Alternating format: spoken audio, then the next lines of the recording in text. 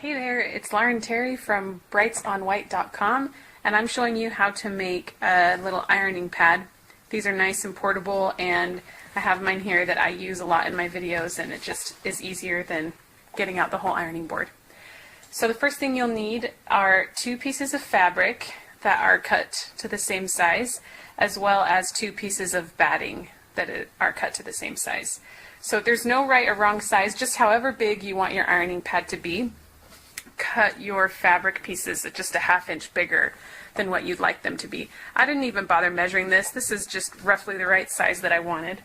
So you're going to put your fabric, first one piece of it facing up, then the next piece I'm going to put face down. Alright, and then I'm going to put my 2 pieces of batting right on top of that. Okay. And just kind of smooth them out so that all the sides are flush. Then I'm going to put 2 pins in the top that are about 4 inches apart, and we're going to start right here and sew all the way around the edge and stop right there. Okay, we're going to have to turn it right side out, so if you sew all the way closed, that's okay, just unpick it so that you'll be able to turn it right sides out. Alright, so after you've sewn, then you'll take out the pins and you're going to just put your fingers, okay, right through here, and then you'll be turning it so that the right sides are facing out. And I've already done that, so let me show you. Here's this piece, so I've turned it right side out. There's the hole that I left.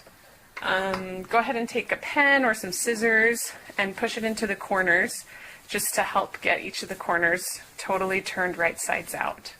Okay, and then the next thing you're going to do is press it. So, press it so that it's flat, especially where the seam is. And you can see that where your opening is, you want to just take this and just kind of fold it under 1/4 inch. So one side is folded, I'm actually going to fold that over just a little more and stick my iron in there.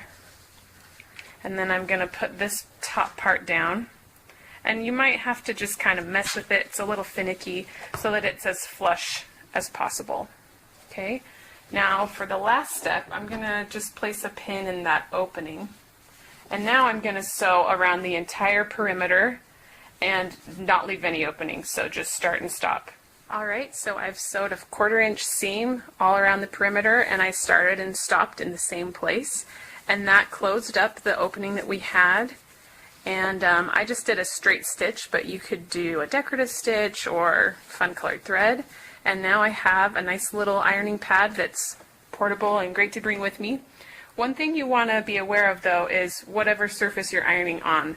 So I do a lot of my ironing on this table that I made out of 2x4s, which is totally fine, but I wouldn't do it on any surface with like plywood because the steam from my iron might get into the wood and ruin it. So just be aware of that, but I hope you guys have fun making your